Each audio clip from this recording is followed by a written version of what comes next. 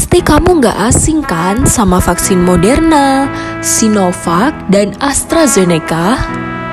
Nah, ketiga vaksin ini pasti sering kalian dengar saat adanya COVID-19 3 tahun yang lalu dan hampir semua orang wajib melakukannya. Pada masa sekarang ini, keberadaan vaksin di tengah masyarakat menjadi salah satu benda yang memunculkan pro dan kontra.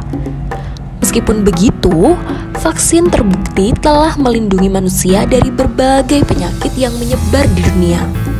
Lantas, bagaimana sih proses penciptaan benda ini dan bagaimana perkembangan yang dialaminya?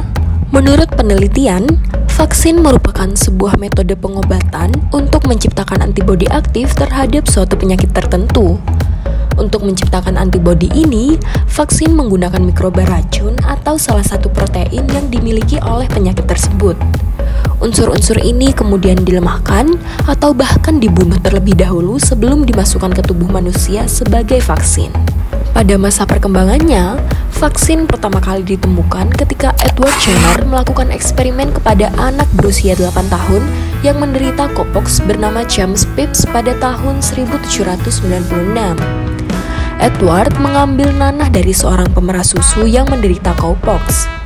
Nanah itu lalu ditempelkan ke tangan James dan sekitar 6 minggu kemudian Edward memberikan virus smallpox ke James, namun ia tidak terjangkit penyakit tersebut.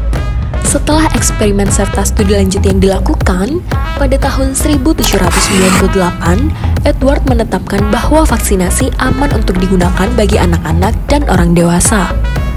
Penetapan ini menggunakan metode vaksinasi menggantikan teknik inokulasi dan variolasi yang sebelumnya digunakan tapi dianggap lebih berisiko dan berbahaya untuk diterapkan kepada manusia. Vaksin generasi kedua pun yang merupakan pengembangan dari penemuan Edward Jenner diperkenalkan oleh Louis Pasteur pada tahun 1881.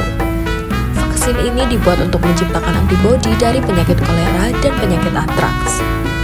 Vaksin generasi ini juga mengurangi risiko yang dimiliki oleh generasi sebelumnya dengan lebih memprioritaskan penggunaan protein penyakit yang spesifik. Keberhasilan dalam mengurangi orang yang terjangkit penyakit serta rendahnya risiko yang dimiliki membuat vaksin semakin banyak digunakan dan diteliti sampai memasuki abad ke-20. Salah satu keberhasilan yang terjadi berkat penggunaan vaksin terjadi pada era penyakit smallpox pada tahun 1980. Adanya keberhasilan yang ditunjukkan ini tidak serta-merta membuat semua orang bersedia untuk divaksin. Banyak pihak yang menganggap bahwa mereka bebas menentukan apa yang boleh dilakukan dengan tubuh yang dimilikinya. Misinformasi dan hoaks juga membuat orang-orang yang kurang paham tentang vaksin menjadi takut dan enggan untuk divaksinasi. Nah, kalau kalian tim mana nih? Tetap divaksinasi bukan? Yaps, karena adanya vaksin juga akan mengurangi resiko dampak virus dan merangsang sistem kekebalan tubuh loh.